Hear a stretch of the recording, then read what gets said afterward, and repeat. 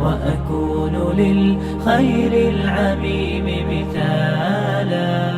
Yang kelima, yaitu adalah bagaimana kita. Kenapa? Oh, yang keenam sekarang. Sekarang yang keenam. Arti dari birrul walidain yang keenam itu adalah bagaimana ketika kita memberikan makna birrul walidain kita kepada orang tua kita. Yang keenam itu adalah bagaimana kita memberikan nafkah yang terbaik untuk mereka. Tentunya ini merupakan bagian dari hal yang sudah difahami oleh sebagian besar anak hari ini. Makna birrul walidain itu yang memberikan nafkah yang terbaik untuk orang tuanya. Kita berikan nafkah.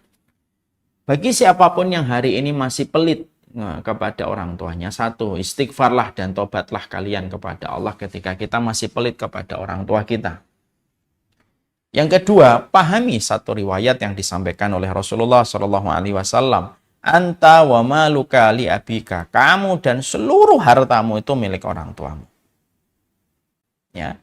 Jadi pada dasarnya harta kita itu yang miliknya orang tua kita, sebagaimana yang ditegaskan oleh Nabi. Anta wa maluka li abika. Kamu dan seluruh hartamu itu yang milik orang tuamu. Jadi misalkan secara hitung-hitungan dohir ya pada hadis ini, antum punya mobil 2, punya rumah di Jakarta, itu ya sebenarnya kalau orang tua kita minta, ya harus dikasih. Kamu punya uang berapa, nak? 3 miliar, Pak. Rumahmu di mana? Di Jakarta. Ya sudah, saya ambil semua ya. Kalau ada yang ekstrim kayak gitu, harus dikasih. Secara hukum fikih, maka benar. Permintaan itu tidak boleh ditampik. Karena memang seluruh dari harta kita itu milik orang tua kita. Makanya maaf ya, kalaupun ada kasus ekstrim, naudzubillah min dzalik, ini secara tinjauan fikih hukum. Ada orang tua bunuh anak, dalam Islam itu tidak bisa dikisos. Dia memang tetap ditangkap, dia harus dimasukkan penjara karena bunuh anak, tapi tidak bisa dikisos di dalam hasanah hukum Islam. Kenapa tidak dikisos? Seakan-akan orang tua itu memiliki, seakan-akan jiwanya anak itu ya di genggaman orang tuanya. Makanya tetap mereka mendapatkan hukuman yang keras dan tegas karena bunuh anak. Tapi tetap tidak bisa dikisos. Padahal pembunuhan-pembunuhan yang lain itu kalau membunuh ya belasannya dibunuh. Itu menunjukkan kepada kita bahwasanya hatta apa yang ada di kita, apapun yang kita miliki, itu semuanya itu pada dasarnya kalau orang tua kita minta harus dikasih. Makanya akhirnya bukan hanya sekedar memberi nafkah, tapi memberikan nafkah yang terbaik. Dan tidaklah seseorang ketika mereka memberikan nafkah yang terbaik kepada orang tuanya, kecuali pasti diganti oleh Allah. Pasti diganti oleh Allah. Ya. Saya dapat kisah itu banyak tentang masalah ini. Ada salah satu ikhwan, dia kerja di bagian jasa IT. Maka dia mendapatkan permintaan dari orang tuanya. Orang tuanya itu kepepet banget, minta uang sama beliau. Saat itu di rekening beliau cuma 500.000. Di rekening beliau 500.000. Di rekening saya Ustaz cuma 500.000. Ibu WA saya. Minta uang, nak. Ternyata ibu butuh banget ini, nak. Gitu. Nah, saya lagi awal-awal pandemi sepi job. Tinggal 500.000. Saat itu saya mau ngomong gitu. Bu, uang saya tinggal 500.000. Ibu separuhnya saya ya. Gitu. Saya nggak tega gitu kalau hanya ngasih 250. Saya ngomong sama istri saya. Boleh nggak kita kasih 500.000? Dan nanti kita gimana, Pak? Allah yang ngatur lah untuk kita insya Allah. Ya, bismillah. Istrinya alhamdulillah.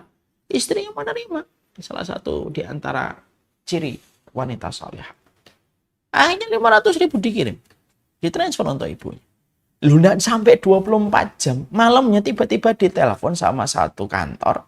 Di mana kantor itu meminta proyek sama beliau untuk mengerjakannya. Dan biasanya SOP-nya itu dibayar setelah pekerjaan selesai. Tapi entah kenapa, dan Allah yang pasti tahu tentang semua yang terjadi pada hati manusia, maka beliau pemilik dari perusahaan ini yang meminta proyek kepada ini, itu mengatakan, udah mas saya nggak bayarnya, saya transfer sekarang aja gitu. Pada saat itu orang itu bilang, maaf Pak, kebiasaan kita nanti dikirim setelah selesai. Ah, enggak usahlah, kelamaan takutnya dipakai yang lain. Saya transfer aja, minta nomor telepon, minta nomor rekeningnya saya transfer. Padahal proyeknya aja belum dikerjain. Ini kisah nyata ini. Kisah itu kan terkadang menambah makna pada apa yang kita pelajari dalam syariat. Karena apa? Kisah-kisah itu yang akan membangkitkan hati kita.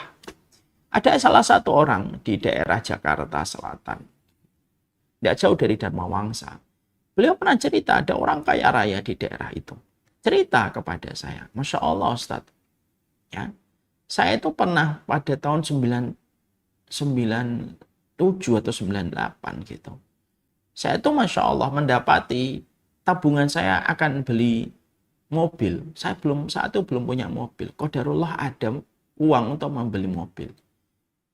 Lah orang tua saya itu kalau ngomongin haji itu semangat sekali. Walaupun tidak pernah minta untuk saya hajikan. Gitu. Tapi ketika saya akhirnya punya tabungan itu, bingung apakah saya beli mobil atau saya hajikan orang tua saya.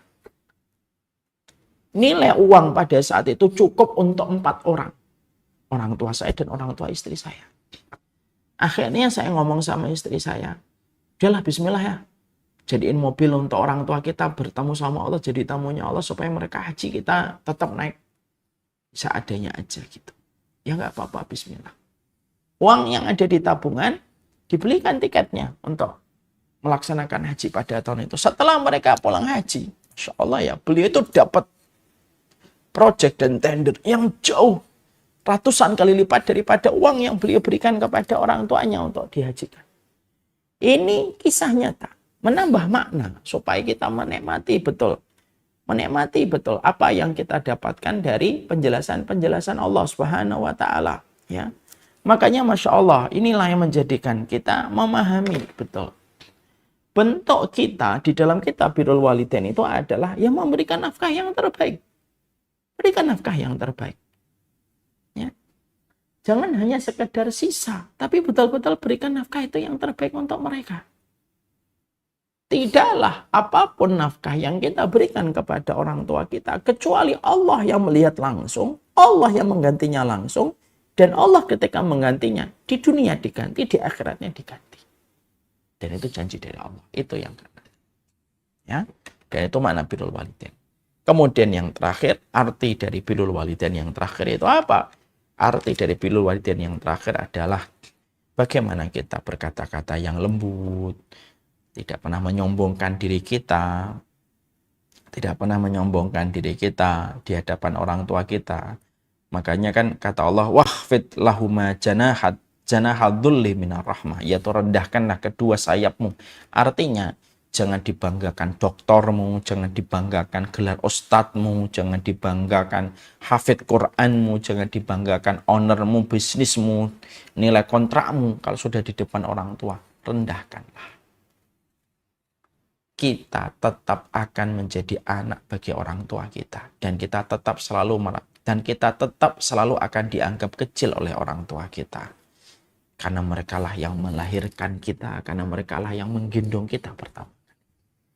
Kalau kamu dokter, tidak usah kamu ngomong di depan bapak ibu. Rendahkanlah dokter. Kalau kamu ustadz, tidak usah kamu ngomong, Pak, saya ini ustadz, Pak. Tidak usah. Buang gelar ustadzmu, buang gelar doktormu, buang gelar apapun kalau sudah di hadapan orang tua kita. Kita hanyalah budak di hadapan orang tua kita. Berkata-katalah yang lembut, bersikaplah yang terbaik. Seorang Ibnu Umar tidak pernah mau makan bareng bersama ibunya. Karena khawatir kalau makanan yang dilirik oleh ibunya lalu tidak jadi diambil ibunya gara-gara saya makan bareng ibu saya dan ibu lebih merelakan itu dimakan saya. Saya menganggap itu sudah dalam kondisi durhaka kepada orang. Makanya inilah yang menjadikan kita paham. Itulah arti dan makna dari Birrul Walidain.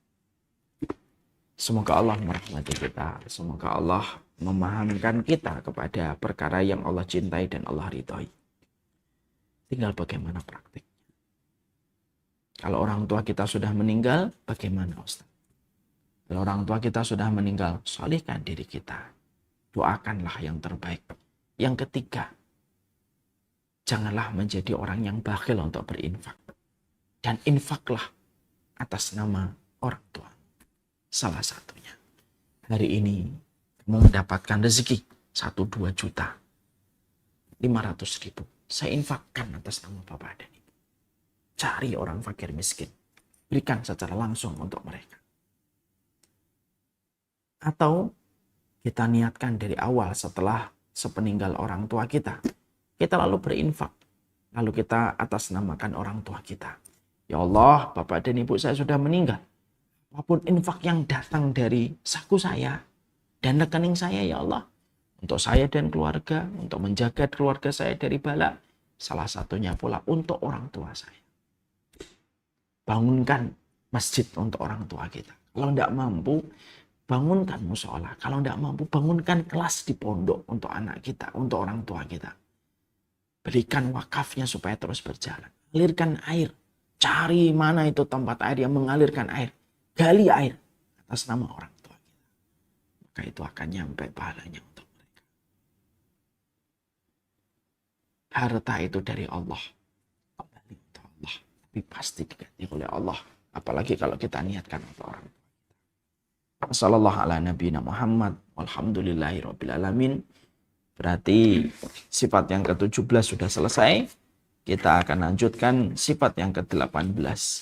Sifat yang ke-18 itu apa, Ustadz? Yaitu karakteristik mereka yang dicintai oleh Allah, yaitu adalah mereka yang saling mencintai karena Allah. Sifatnya gimana saling mencintai itu karena Allah? Banyak orang yang hari ini suka tertipu dengan pengakuan dirinya. Saya mencintai karena Allah. Padahal dia mencintai karena golongannya. Bukan karena Allah. Tapi karena orang yang dia cinta itu ya karena golongannya dan kelompoknya. Terus gimana makna pada mencintai karena Allah? Itulah yang akan menjadi pembahasan kita pada pertemuan kita berikutnya. Wassalamualaikum warahmatullahi wabarakatuh. Walhamdulillahirrabbilalamin.